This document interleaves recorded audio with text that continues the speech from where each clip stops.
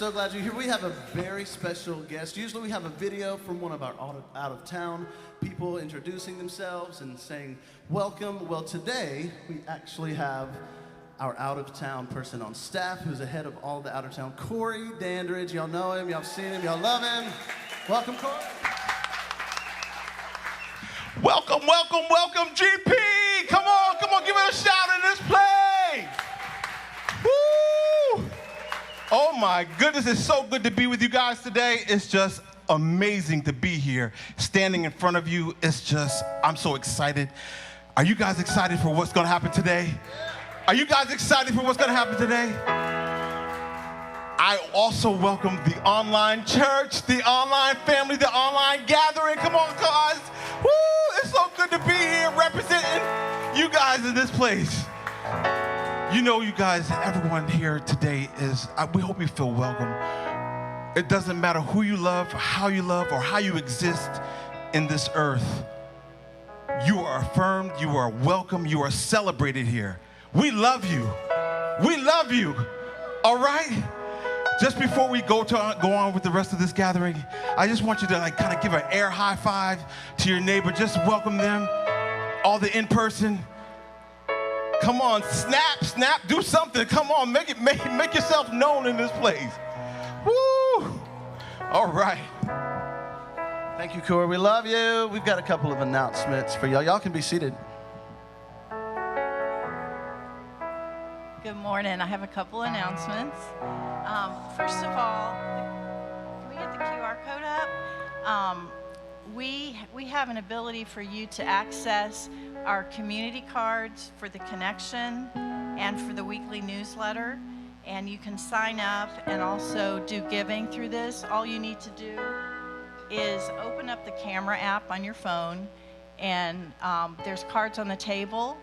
You can just point the camera there and then access all of that. And this month's Books and Brews is going to be postponed until October. We'll still be reading Abuelita Faith by Kat Arness, and then we'll be discussing it on Tuesday, October 26th. Volunteers still needed for both the band and for hospitality. So if you're interested in learning more about these opportunities, then go to gracepoint.net/band for the music, or gracepoint.net/volunteer for everything else. And don't forget, Grace Point has an E on the end of it. Steve? All right. We've got one final announcement, and I'm so glad to be able to make it. For weeks and weeks, months and months, we've been hearing from you, winter care group's gonna start.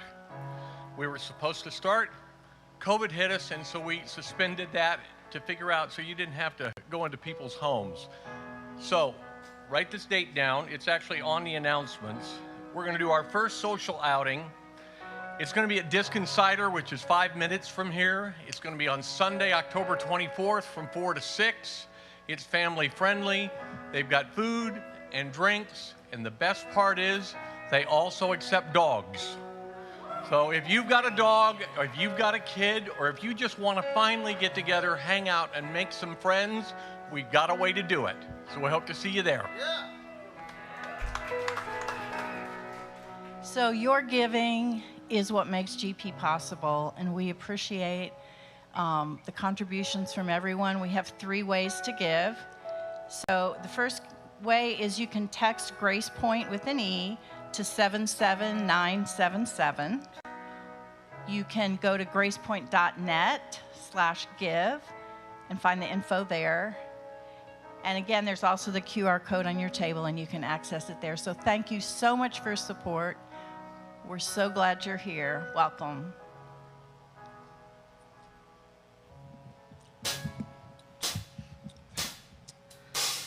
God was never angry. God was not against me. God was never far away.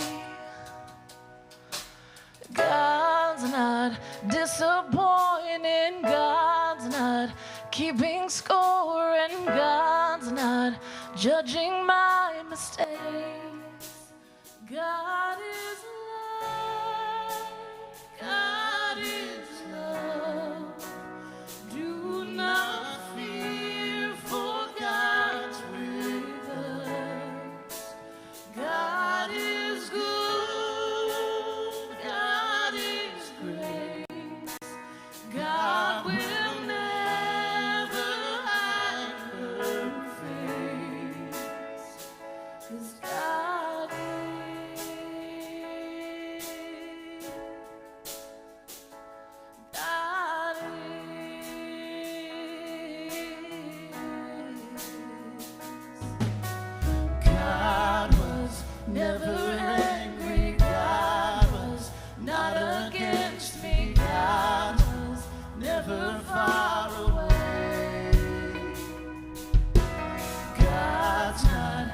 disappointed. God's not keeping score, and God's not judging my mistakes.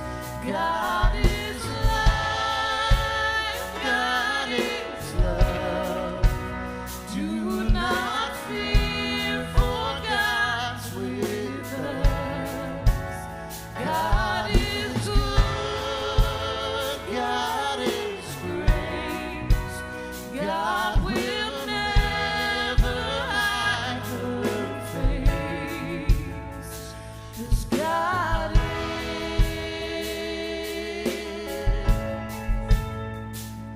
God is.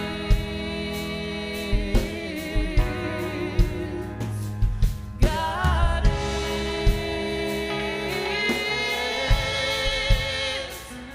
God is.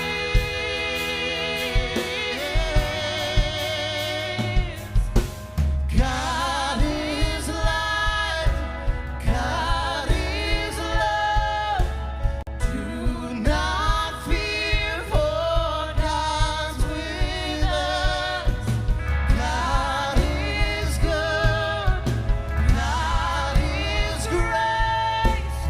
God will never hide her face.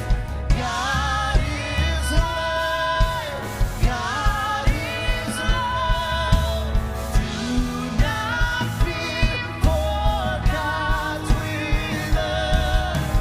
God is good. God is grace. God will never hide her face. I see so clearly now. God is in the mystery. God is always with me. I was lost, now I'm found. Everything I once thought, blinded by the love. Oh, I see so clearly now. God is in the mystery. God is always with me. I was lost, now I'm found. Everything I once thought, blinded by the love that God is.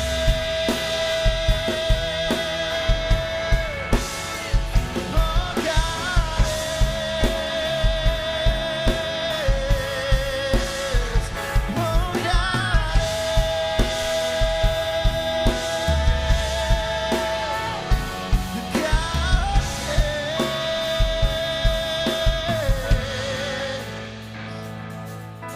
God was never angry. God was not against me. God was never far away.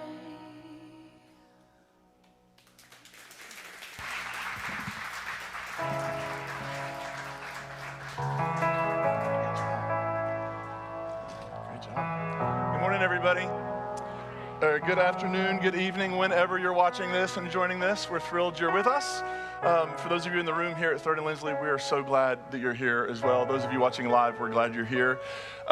So today, we're beginning a brand new series, but I was actually struck when the first song that we sang, it was like, you know, most of the time when you go to church, like what a lot of churches are trying to do is to tell people how to leave earth to go to heaven, right? Like that's the general message that lots of churches put out there into the universe. Can I get a stool by any chance? Or not, it's fine. We're good. I'll just go with it, it's fine. Lots and lots of churches are trying to help people like leave, look how quick. Oh, now I've got multiple stools. It is an embarrassment of riches that I have received this morning. Holy.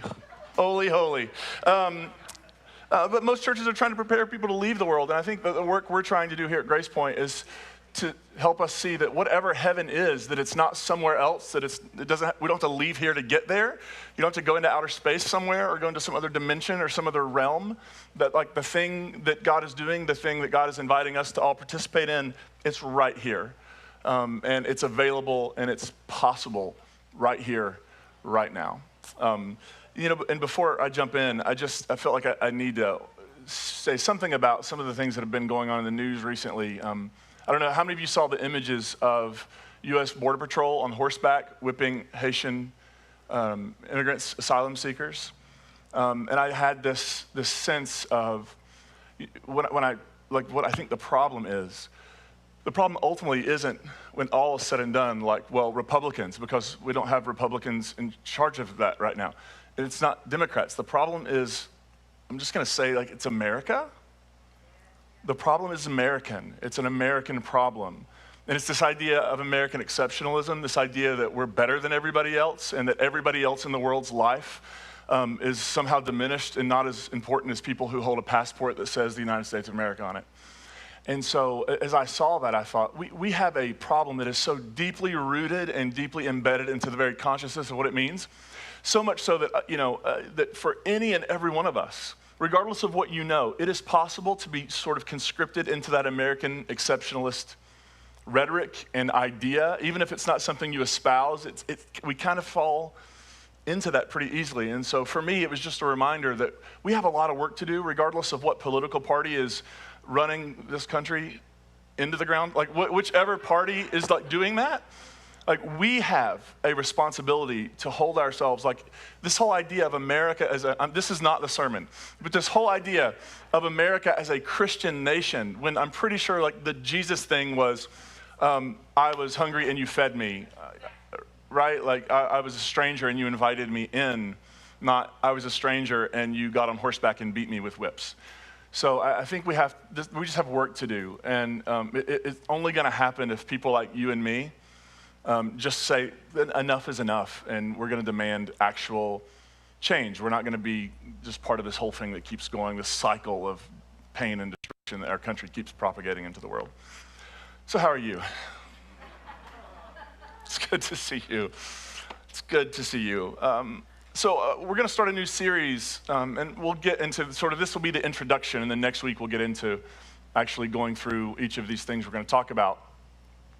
But there was this moment, a friend of mine several years ago, I have this problem. It has to do with my personality. Like, I just don't like to tell people no, so I end up being in the situations like, how did I get here? And I have a friend who's similar. Like, he doesn't want to, so he ends up getting invited by a friend of his who goes to this like, Baptist church somewhere, General Baptist church somewhere, up in a holler somewhere.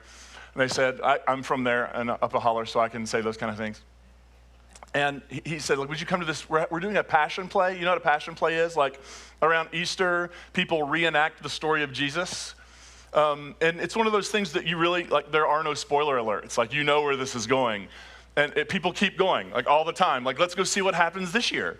And so he gets invited to this play, and he gets there a little late, and the only place for him to sit is, like, by the stage. So he makes that awkward trek down to the stage, and he sits down, and the play begins to happen in front of him. And there was this really great, this is not the point of the story, there's this really great moment where he tells me, he's like, you won't believe what happened. I'm on the front row, and in the part of, like, where they're beating Jesus, some of the fake blood fell on my khakis. And I immediately said, you've got to sell those on eBay. Do you know how much blood of Jesus khakis will fetch at the modern, like what we're selling things for right now? And he sits there, and he sits through the whole 3-hour play or whatever it was. And we're talking about it. He says, you know what was interesting? Like the entire play, the whole thing, it just didn't make sense. This guy's been a Christian, been around church his entire life, and he just said, like, if I had knew nothing about it, if I had not heard about the Jesus story, what I just witnessed in that play didn't make sense. He said, because it was like Jesus was born, and then he grew up, and he just started doing miracles. Healings, water into grape juice. Like, he's doing all of these sorts of miracles, and it's one right after the other. A blind person can see, and a lame person can walk, and somebody with leprosy is healed, and all of this stuff. And it's like the whole big chunk of the play was just Jesus going around healing people. And then he said, at the end, they killed him. Like, that was it. Like, heal, heal, heal, dead. And he's like, it made no sense. Like, why would Jesus die? Why would Jesus be killed for just healing people? And then he said something really interesting. He said, I think if you were to take the miraculous out of this for the people of that community, if you were to take the idea of Jesus doing literal miracles out, they wouldn't really have anything left. They couldn't explain their faith. I mean, so much of it rests on the fact that 2,000 years ago, this person who existed went around healing people of actual literal bodily things, which also makes sense of why when somebody like me gets up and says, I don't know that we need to take all these stories literally, they completely go into combat mode, right? Because you're not just saying, maybe we've been reading the Bible wrong and maybe this is a metaphor or a parable or something. You're actually questioning the foundation of everything they believe and hold dear. And so this series we're in is a series called Signs and Wonders, and we're going to be looking at some things that most people would call miracles. Now, here's the problem with calling what Jesus does in the Gospel of John, or really anywhere else in the Gospels, a miracle. When you hear that word miracle, what comes to mind for you? Does anybody have, like, when you hear miracle, you associate it with what? What was that? Magic. Okay. Yeah. What was that? Supernatural. When natural is just not enough. Right. Yeah, it's magic. It's supernatural. It's some sort of impossibility, a suspension of everything we know about reality, right? This is physics. I don't understand physics. There are people who do. This is how the world works. This is natural law. This is natural order. This is how everything works. But randomly, occasionally, there's a break in that, and somebody does something cool, and we call it a miracle. Now, there's sometimes we use the word miracle, and we use it in ways that what we really mean is that person is really, really fortunate, right? Or that person, it didn't seem like they were going to be okay, but thank God, thank goodness, thank whomever that they're doing better now, right? Or sometimes we'll use the word miracle to describe what happens when we go past a police officer 15 miles over the speed limit and they don't pull out and get us. Whew, that's a miracle. Right? When I took the GRE to get in, is that what you take to get into grad school? When I took the GRE, I was going into religion, but I had to take the math portion. And I've always been bad at math. Like, I passed college math, like it was math 090. Like, this is not even college math. This is what you have to do to get into college math. I passed that with a D. And I passed it with a D because we had a writing piece that also included math, and he said it was so well written. The math was all wrong. It was so well written that I'm gonna give you a D just to get you out of here. Like, that is where I exist in the world of math. Why was I talking about math? It was a miracle that I passed. Miracle. That's not a miracle. So the GRE, I'm taking the GRE, and you have to have a 143 to pass the math section. Once I got onto the test, I realized nothing I prepared for was on there. And so I just started guessing, and I guessed a 143. Thank you, Jesus. All right. And that's... people say, that's a miracle. That's really just luck. I got lucky. I got fortunate. Something just went my way. The ball bounced in my favor, whatever language you want to use. But there are other things that feel like sometimes this happens, and the only real word to use for it is a miracle, even if we know how it happens. If you've ever held a brand new baby in your arms and you see this little tiny human being human, there's a certain amount. Like, the first time I held my firstborn, I was like, this is a miracle. I know totally how this happened. And yet, there is something about that I just can't explain. It feels miraculous. But I do think there ends up being a problem when we place all of our emphasis and all of our focus and all of our faith on this idea that sometimes the natural order gets suspended so cool things can happen, and then we go back to business as usual. And another interesting thing is, in the Gospels, the word miracle is never used to describe anything Jesus does. At least not that I've been able to find. Now, somebody may find it and point it out, but I'm not talking about in English because there's all sorts of problems with English translations of the Bible. But in like the original manuscripts, when Jesus does things, it usually falls in the category of one of these four. There's ergon, which is works. Like, so Jesus did something and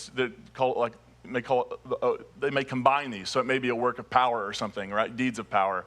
Then there's teros, which means wonders. Dunamis, which means powers, and then semeion. And semeion means signs. And that's actually what we're going to be looking at in this series, because this is what John, the writer we're going to be looking at, talk about the story of Jesus. This is what John calls them. He doesn't call them miracles. John calls them signs. And that means something. Right? He's not talking about something that's just kind of cool. And I actually think that when we get so lost in the world of the miraculous, it actually causes us to miss the point. You know, I was probably in college, 20-some years old, before I actually began to think about the point of the story of Jonah. You know the story of Jonah in the Bible where a man is swallowed by a fish, not a whale, a great fish. And what's so much fun about that story is in the middle of the story, the gender of the fish changes in Hebrew. And so then they created a story to describe how one fish passed Jonah to the other fish, because like we can't just say we're dealing with story. So we have to describe. And so like there's this story of this guy. He lives in a fish for 3 days, 3 nights. He gets vomited up on the beach, and then he goes and does what he's supposed to do. And the only thing I could think about was that story happened. Did you know recently a guy got swallowed by a fish?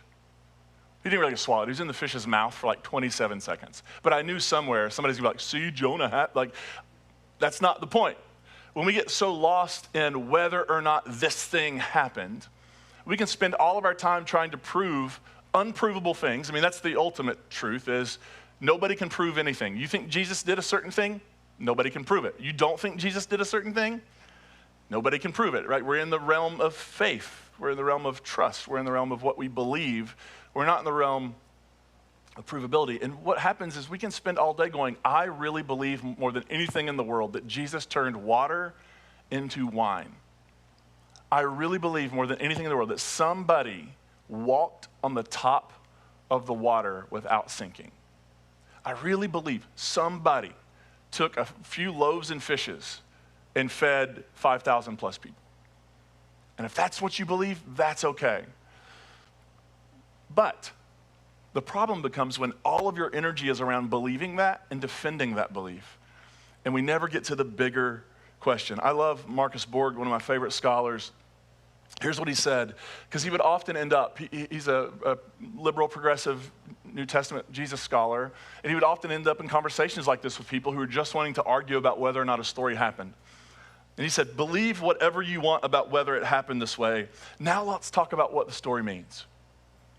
Because whatever did or didn't happen, the telling of the story means something. The telling of the story is inviting us perhaps into questions, perhaps into a kind of I think some of the signs we're going to see in this series, at least one of them for sure, is inviting us to self-inventory, inviting us to ask questions about who we are and what we're doing in the world. And when we get lost in defending and lost in explaining and lost in proving, the meaning of those stories gets lost. Like it's really not, it doesn't matter to me whether or not a guy got swallowed by a fish and lived there for 3 days in the belly of the fish, in the water. What matters to me is that the book of Jonah is telling us if we do not learn to love and care for our enemies, we will be swallowed up in exile. Right? It was a message to Israel in its day, but it's a message to us. Hey, if we don't learn to love our enemies, if we don't figure out a way to deal with our problems in the world without building the biggest bomb we can build, this whole project called humanity, this whole project on earth is in big, big trouble. And I think that in so many ways, the point of Jesus' miracles were not just that Jesus could do cool stuff, right? I mean, imagine Jesus gets invited to a party and they heard about the wedding at Cana, which we're going to look at next week. And they're like, hey, we didn't spend any money on wine because we know. Have you seen the meme going around where Jesus His disciples are seated at a table, and the waiter comes over and asks what they're going to have, and Jesus is like, we'll have water. It's like going to the restaurant and ordering water and then asking for like 8 lemons and 10 packs of sugar and making your own lemonade at the table like I showed you. I'm not going to be sucked into paying for your high beverage prices. Like this whole thing is not just that Jesus can do cool stuff, that he's great at parties, that he could do really neat tricks, that Jesus found himself walking on water and he's like, everybody look over here. Look what I can do. And the point isn't, believe it or not, proving that Jesus was somehow God. That wasn't the point of these miracles, because they weren't miracles. That's not the point of these signs. It's not a way of Jesus saying, look, I am God in human skin. Because, by the way, for any of the people who knew Jesus and lived with Jesus, if Jesus had personally claimed to be God, they would have bailed, because they were good monotheists. And the minute Jesus starts assigning to himself that he is, now later, when they began talking about their experience of him, in retrospect, they realized something was present in him and active in him. We experienced something, we touched something in his life that we can only assign to the category of the divine. Right? And they became convinced that Jesus, the Jesus they knew, who lived and walked and ate with them and taught with them and healed with them, this Jesus, that he was somehow now taken up into the very meaning of God. Yes, they would have affirmed that. This whole idea that Jesus was walking around doing stuff to prove his godness, they would have all bailed, because they couldn't have gotten their brains around that as first century faithful Jews. The point wasn't to prove that Jesus was God.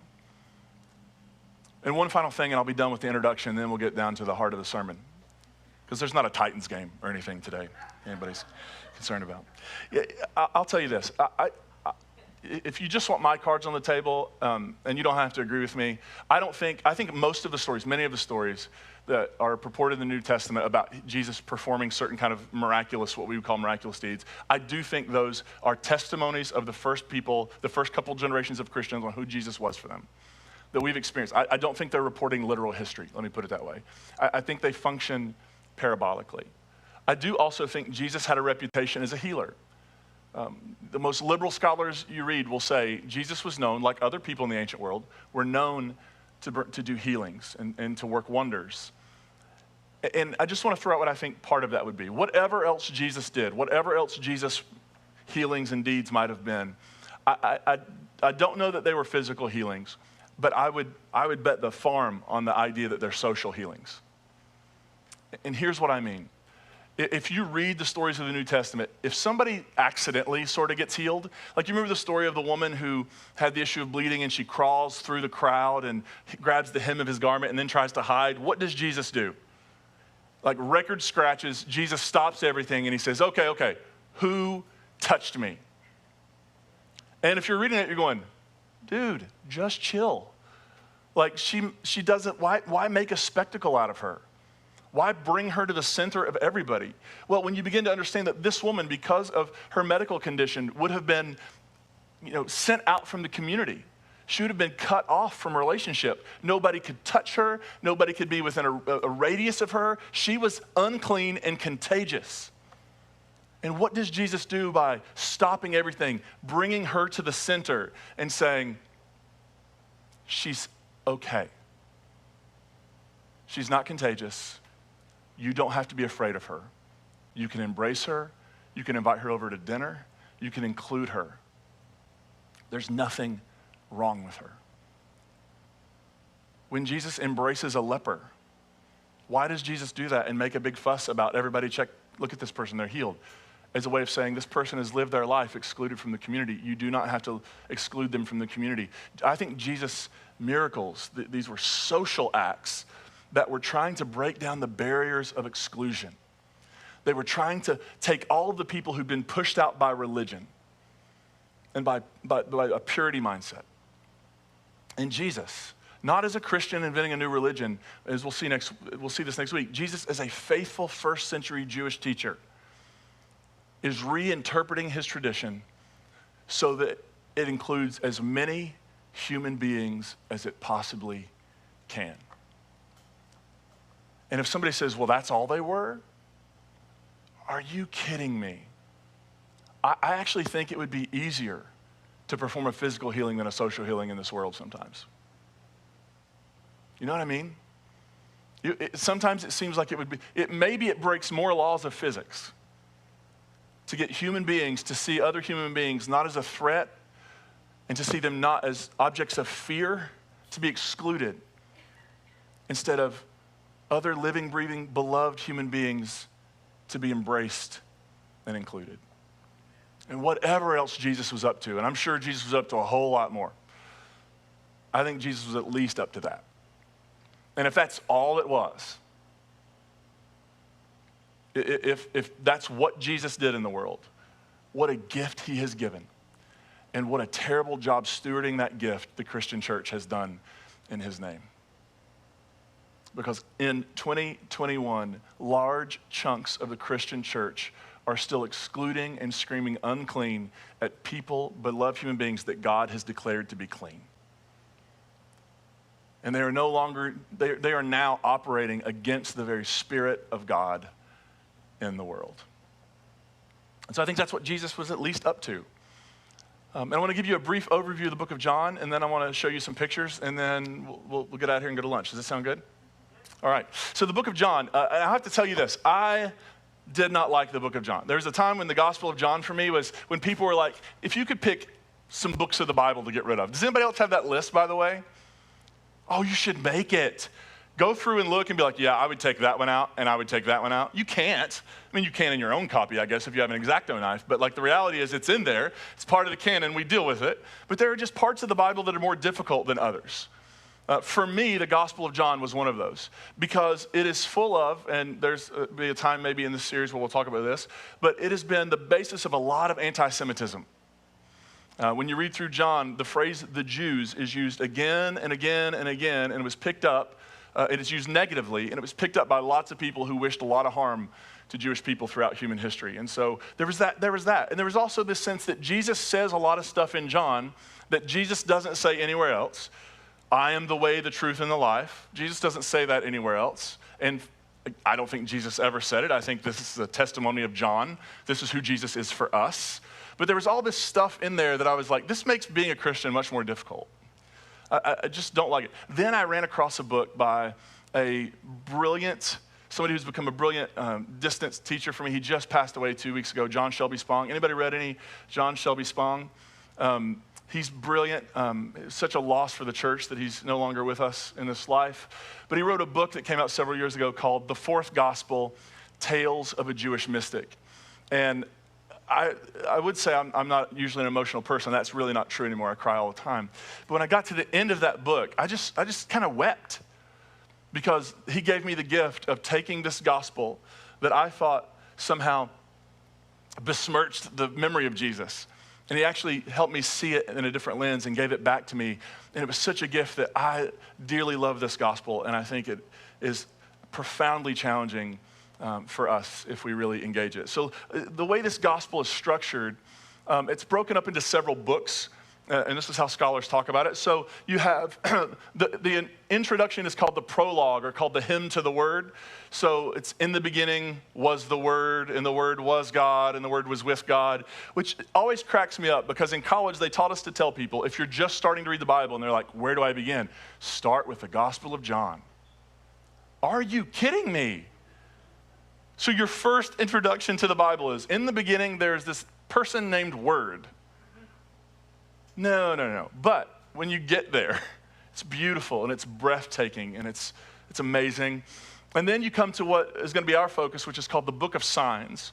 And it's a book that is a section that is geared around these 7 signs Jesus performs in this gospel. And then you come to the latter part of the gospel known as the Book of Glory or Exaltation. It's where it's the death of Jesus. And in this, where it's sort of quick hits in the other gospels, there's a Last Supper, and then Jesus is sort of arrested and tried and executed. In John, Jesus just talks for chapters.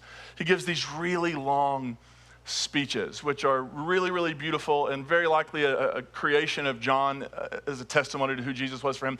And then at the end is the epilogue, which is some of my favorite parts of John, and almost universally scholars agree that it wasn't originally part of the gospel. The Gospel of John ends with a nice little bow on it, and then the next chapter we have a brand new resurrection story in chapter 21. It's beautiful, probably wasn't original, but it's incredible. And so here are the 7 signs we're going to explore. Jesus turns water into wine, and that's the first one. Maybe be thinking about that over the next week. Why do you start there? I mean, it seems like if you want to really get some attention, start with raising the dead. It is hard to deal with that. Like, what are they going to say? Well, I bet you can't turn water into wine. Like, nope, you raise the dead, they're going to assume you're good for the rest of it, right? But Jesus begins with water and wine. Then he heals a royal official's son. Then he heals a paralyzed man. Then he feeds 5,000 plus. The plus is because the gospel only counts the men, because that's the unfortunate world they lived in. So you're talking maybe 15, 20,000 people are assumed in that. Jesus walks on water. He heals a man born blind. And then his sort of crescendo is he raises a man named Lazarus from the dead. And those are the 7 signs. And John is so helpful in the beginning to even number them, the first couple, for us. So at the end of the story of the wedding of Cana, where Jesus turns water to wine, John writes, this was the first miraculous sign that Jesus did in Cana of Galilee. He revealed his glory, and his disciples believed in him. Now, I know somebody's like, you said it didn't call these signs miraculous. Y'all, that's not even in the text. I love this translation of the Bible, the Common English Bible. I love it. That word is not in the text. They put it in there, I guess, because they assume that's what people assume it means, or they want to make sure people knew they were, I don't know. It's not in the text. It really should just read, this was the first sign that Jesus enacted. And he did so to reveal his glory. Turning water to wine reveals his glory and cause his disciples to believe in him. And then in chapter 4, the second sign, this was the second miraculous sign Jesus did while going from Judea to Galilee. Right? And then they just sort of unfold from there. There are these 7 signs. And one of the things I appreciate is when somebody is pretty upfront with what their agenda is. And what I love about the writer of John is they do this at the end, but you kind of see it all the way through. This reminds me that about a month and a half ago, we got this card in the mail from a local car dealership, and it had the scratch-off thing on it, and if you got a certain number, you won like $5,000. So the kids were like, oh, let's scratch it off. They don't know about the lottery yet. They would love scratch-offs. They just love that whole process. And so we scratch it off, and I kid you not, the number was the $5,000 winner.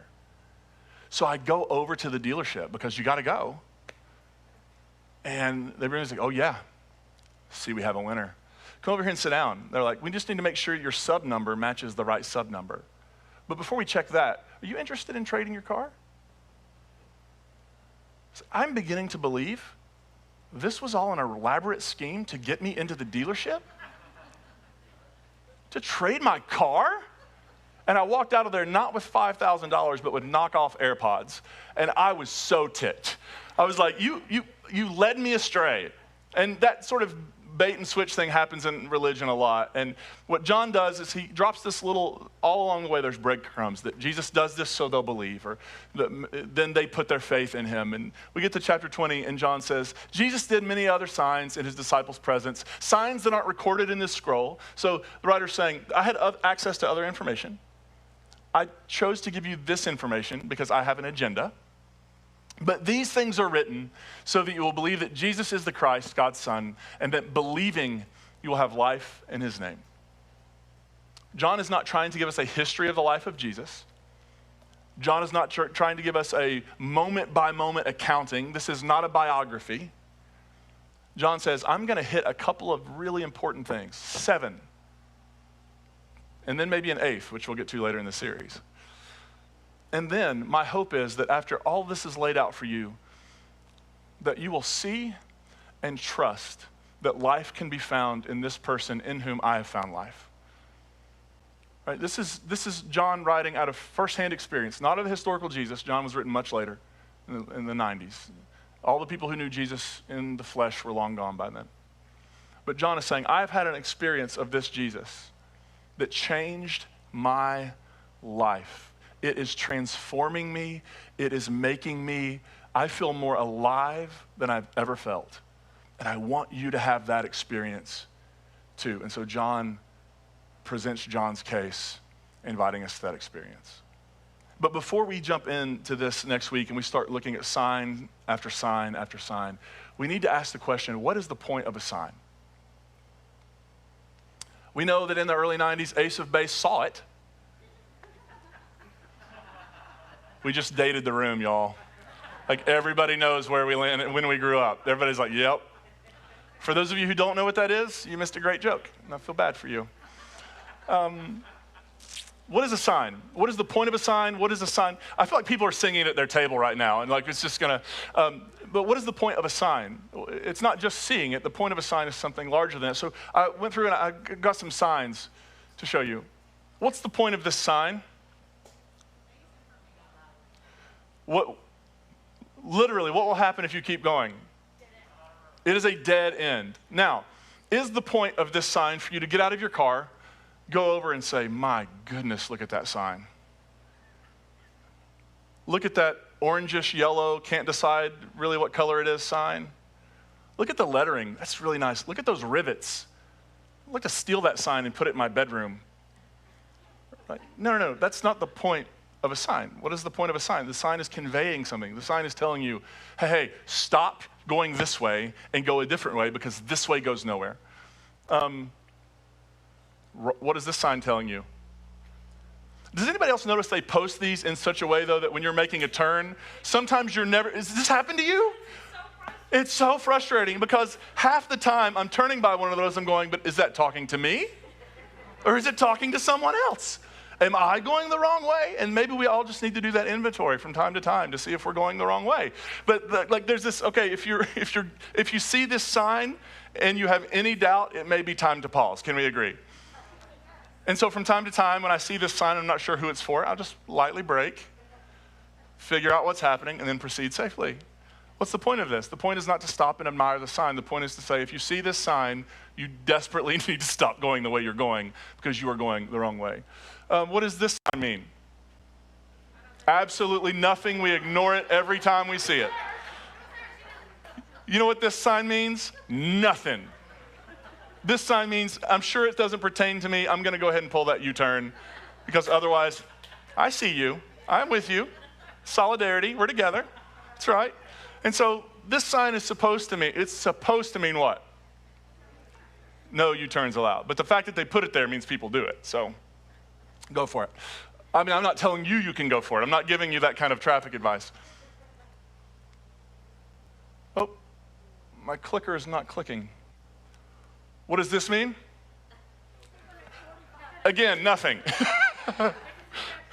This means you can at least probably get by with 35, maybe 32, right? But the point is, for the next, until you see another sign, this sign is telling you what is the appropriate amount of speed you can be at in your car. Again, the point is not to get out and admire the sign. The point is not to debate whether or not the sign is there. The point is to see the sign and to then respond to the sign, right? So if you're going 60, what should you be doing? Lightly applying some pressure on the brake, which is the one on the left, I think, if you're confused. Next. Oh, what does this one mean? Everybody stops. Everybody stops, which is not like everybody goes to a slow creeping roll and we all sort of time it so that nobody ever has to actually stop and we just kind of go through. No, it means stop. And why is it telling you to stop? Probably because there are other cars coming from all other directions, and if we don't have an orderly way to stop people, then there's going to be accidents. And so this sign, again, the point of a sign is not to get out and go, oh, the sign. The point of the sign is to see the sign, to respond to the sign, and by responding to the sign, you live. And other people live, and you don't have to call your insurance company, right? Like we follow and we see the signs. Now, if you see this sign and you want to go to Arizona, I don't think you can get there from here. But if you see this sign and you're going to Knoxville, where do you go?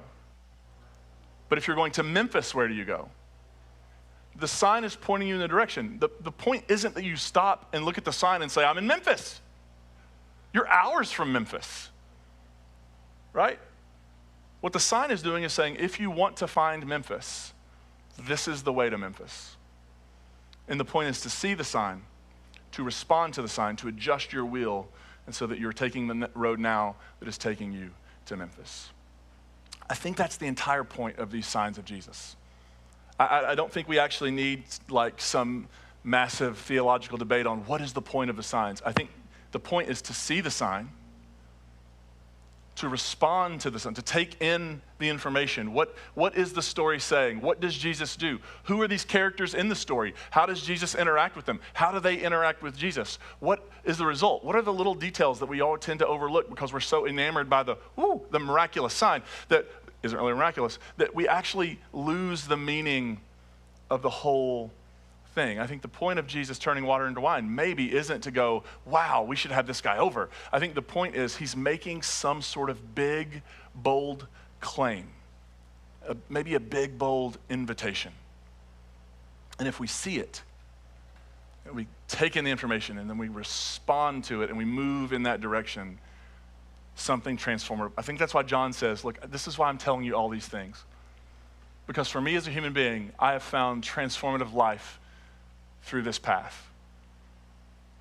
And if you are looking for transformative life, I think you can find it too. I think that's what's happening in these stories. And so my hope for us over these weeks, wherever you land on the, I'm going to take this literal, and I imagine generally at Grace Point, we're all probably a little more comfortable taking those things metaphorical, and that's great.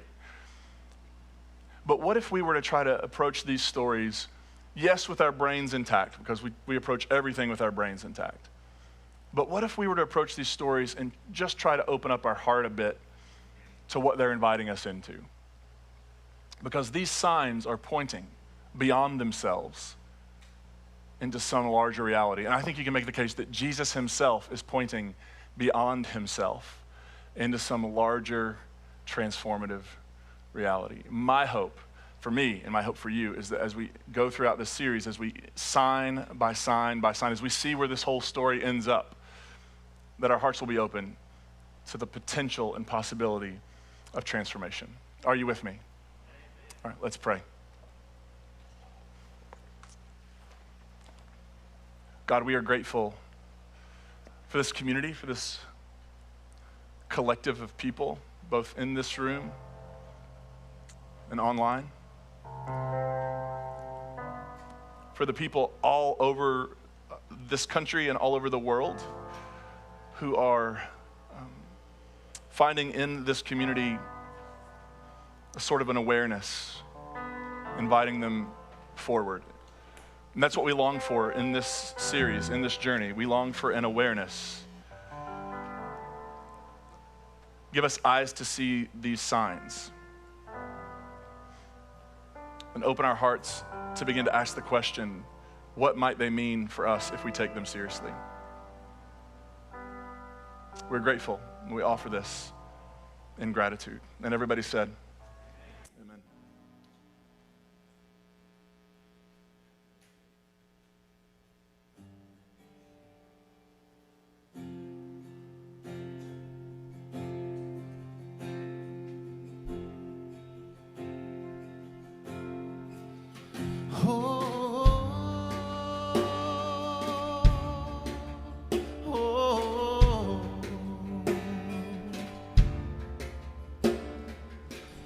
What a moment, you have brought me to such a freedom I have found in you.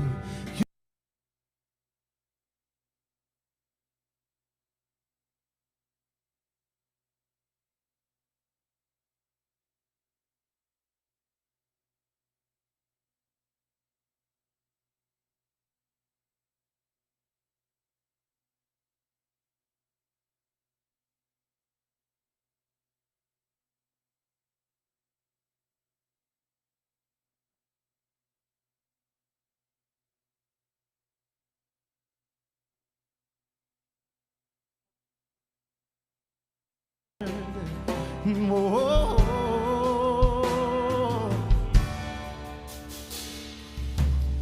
oh, Creator, with compassion in your eyes, you have given me a brand new life. I will follow and love like you do, yeah, yeah.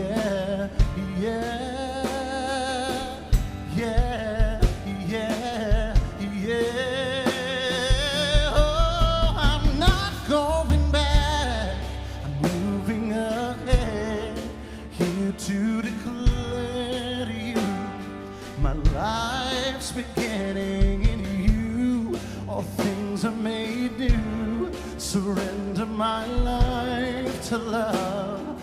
I'm moving, I'm not going back. I'm moving ahead, here to declare to you, my life's beginning in you. All things are made new.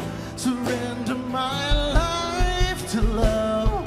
I'm moving, moving forward.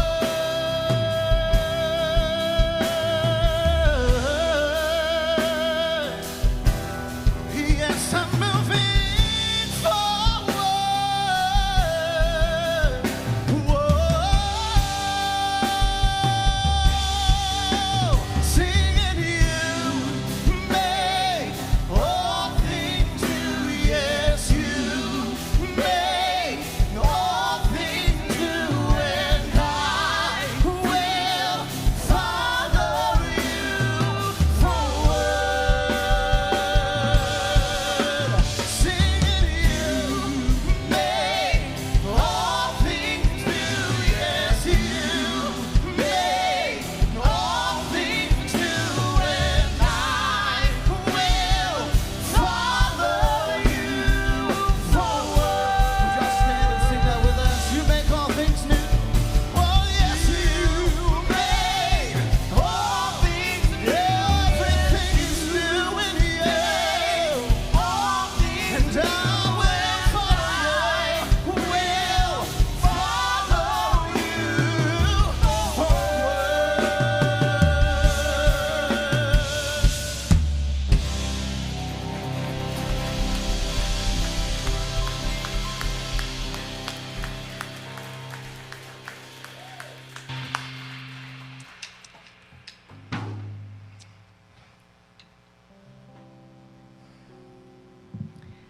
Go now in the comfort and peace of the one who makes all things new and calls us to love.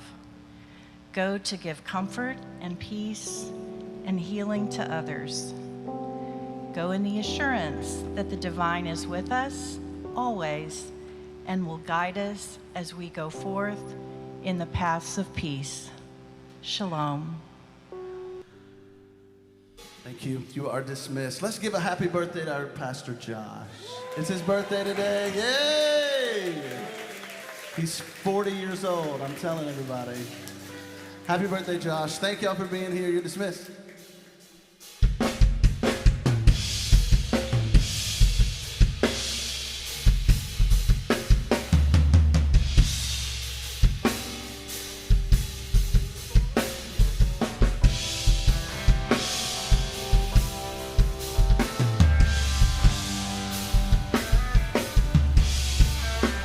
Singing you make all things new. Yes, you make all things new. And I will follow you forward. Oh, yes, you make everything is new in you. And I will follow.